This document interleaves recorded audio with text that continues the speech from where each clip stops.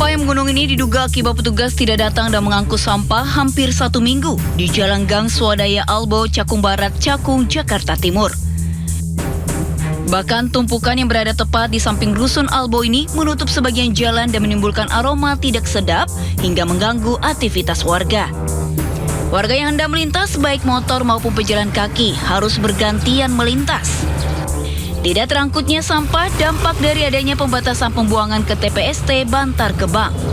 Ya emang udah ditampung, cuman dibuangnya ke sini-sini juga. Ya sampai membludak lah, mesti 3 hari sekali kan diangkat. Karena Bantar Gebang macet itu udah. Biasanya juga nggak sampai kayak gini. Iya, keganggu banget Pak, apalagi bawa bocah begini, jalan kaki.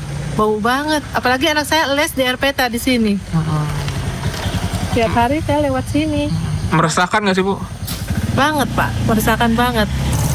Warga berharap sampah segera diangkut agar lokasi kembali bersih. Dari Jakarta, Rio Manik, iNews melaporkan. Ke informasi selanjutnya, pemirsa, rekonstruksi kasus penyiksaan dan penyekapan terhadap gadis YT digelar di Polda Jawa Barat pada Kamis pagi. Rekonstruksi disaksikan oleh keluarga korban dan juga jaksa.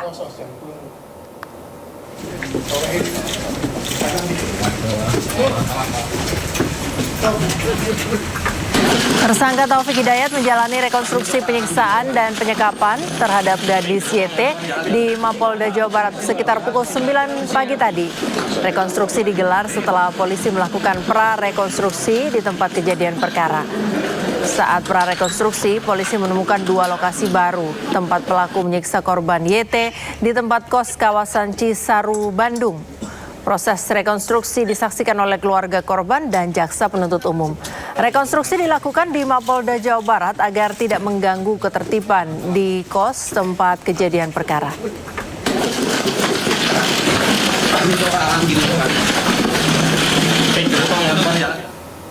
Pemirsa, kondisi korban penyekapan dan penganiayaan YTR dilaporkan mulai membaik saat menjalani perawatan intensif di Rumah Sakit Hasan Sadikin, Bandung. Fokus tim medis saat ini adalah menghilangkan infeksi sebelum melakukan operasi rekonstruksi pada wajah dan kaki. Setelah menjalani perawatan selama 2 pekan lebih, dokter yang menangani YTR menyebut kondisi pasien mengalami perbaikan meski masih terdapat infeksi di bagian wajah dan tubuh. Akibatnya tindakan operasi rekonstruksi tangan dan kaki belum bisa dilakukan. Tim medis Rumah Sakit Hasan Sadikin, Bandung menargetkan akan memulai tahap rekonstruksi pada minggu ketiga. Tim dokter juga telah menyusun jadwal perawatan YTR hingga 1 tahun ke depan. Direktur Utama Rumah Sakit Hasan Sadikin, Bandung menyebut infeksi yang terlalu lama yang dialami YTR dapat menyebabkan sepsis. Alhamdulillah, senang sekali, terima kasih. Untuk meredakan infeksinya ya, 2 minggu ini sudah perbaikan tapi belum sempurna, jadi belum habis ininya. Jadi kami belum bisa mulai mengoperasi atau rekonstruksi tadi ya. Insya Allah kalau minggu ketiga atau nanti sudah ini, kita akan memulai rekonstruksi ya dari mulai wajah, dan itu dischedulkan sekitar hampir sama kaki hampir 1 tahun. Ya, dari kemarin kan ada isu bilatung mungkin di bagian kepala korban itu kan. Karena infeksinya udah terlalu lama, dan itu begitu datang kami sudah tidak apa-apa lagi langsung, karena itu bisa sepsis, jadi umumannya bisa menyeluruh masuk ke darah sehingga bisa meninggal. Makanya pertama, Polda Jawa Barat mengungkap fakta baru dalam kasus penyekapan dan penganiayaan berat terhadap korban YTR. Tersangka Taufik Hidayat mengaku sempat berkencan dengan seorang perempuan di sebuah hotel saat korban masih disekap.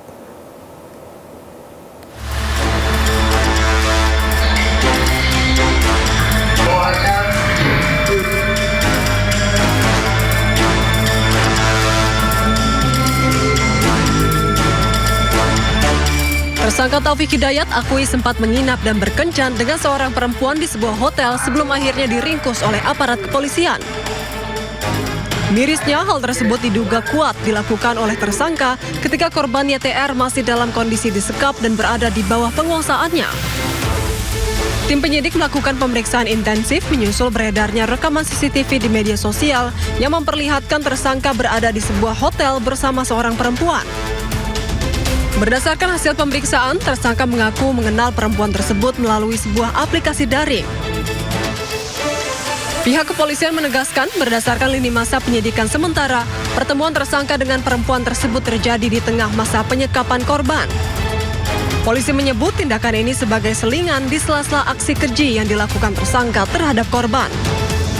Dari Bandung, Jawa Barat, Muji Prayitno, iNews melaporkan. Polisi telah memeriksa 25 saksi terkait kasus penyekapan dan penyiksaan sadis terhadap YTR di Bandung, Jawa Barat. Sementara Wakil Ketua Komnas Perempuan Ratna Batara Munti meluruskan pernyataan lembaganya yang sempat menuai kontroversi.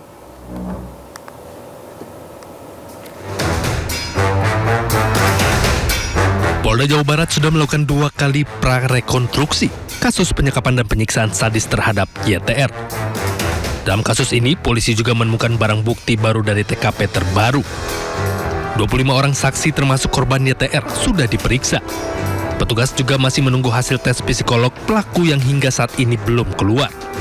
Polisi akan menggelar rekonstruksi Kamis 2 Juli di Mapolda Jawa Barat.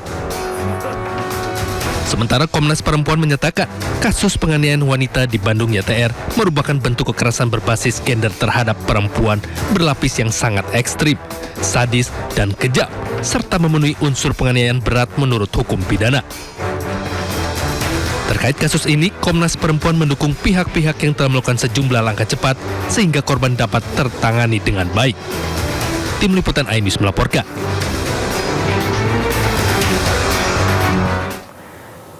Keinformasi lain, pemirsa, pihak keluarga Dr. Ica melaporkan dugaan pelanggaran kode etik ke Badan Kehormatan DPRD Timur Tengah Utara terkait dugaan perundungan terhadap almarhumah.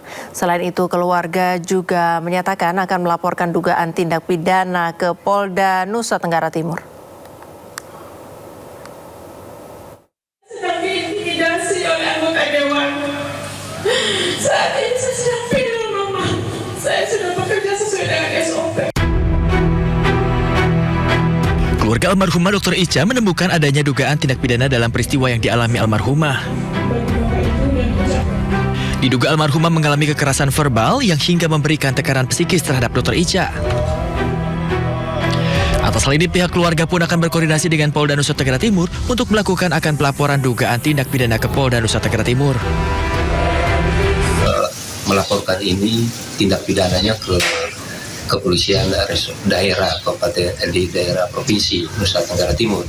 Kita membaca di media bahwa Polres TPU telah melakukan sejumlah pemanggilan terhadap para saksi dan juga melakukan mengambil barang bukti, dan tentunya ini kita juga akan mengkonfirmasi ke Polda NTT sejak. Sementara itu, terkait adanya dugaan perundungan hingga intimidasi terhadap almarhumah, polisi telah meminta sejumlah keterangan saksi. Orang oknum anggota DPRD TPU telah dilakukan pemeriksaan oleh Polres Timur Tengah Utara. Ya, benar, sudah dilaksanakan pemeriksaan. Ada sekitar 24 pertanyaan. Dari keluarga korban akan membuat laporan di Polda. Sebelumnya, pihak keluarga juga telah melaporkan dugaan pelanggaran kode etik ke Badan Kehormatan DPRD Timur Tengah Utara. Pihak keluarga pun berharap kasus ini dapat segera diselesaikan secara transparan dan seadil-adilnya. Pemirsa, Kejaksaan Agung menetapkan Sekretaris Deputi Bidang Promosi dan Kerjasama Badan Gizi Nasional, Lalu Muhammad Iwan, sebagai tersangka kasus korupsi di BGN.